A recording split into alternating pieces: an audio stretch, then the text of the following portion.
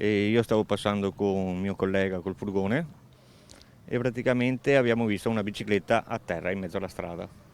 Io mi sono fermato perché sennò non si passava e praticamente quando sono sceso per spostare la bici ho visto questi due ragazzi dentro un fosso. Io la prima cosa che ho pensato è che fossero caduti con la bici.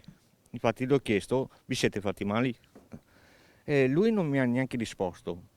Lei invece mi diceva subito, aiutatemi, mi sta coltellando. A distanza di un mese parla Massimo Michelutti, l'uomo, l'angelo che ha salvato la vita a Marta Novello, la studentessa di 26 anni, brutalmente accoltellata mentre faceva jogging in via Marignana a Mogliano. A colpirla con 20 coltellate un adolescente del posto che voleva finirla annegandola.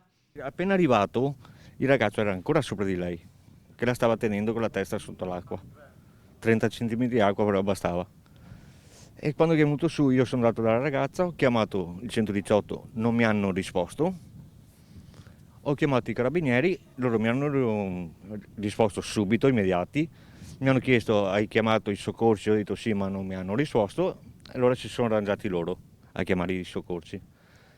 E io sono stato là, ho tenuto la mano alla ragazza finché sono arrivati i carabinieri. E lei diceva non lasciatemi da sola, state qua con me. E gli ho detto vai tranquilla, sono qua. E lei era cosciente, a fatica perché poi ho saputo che hanno bucato anche un polmone per cui faceva fatica a respirare.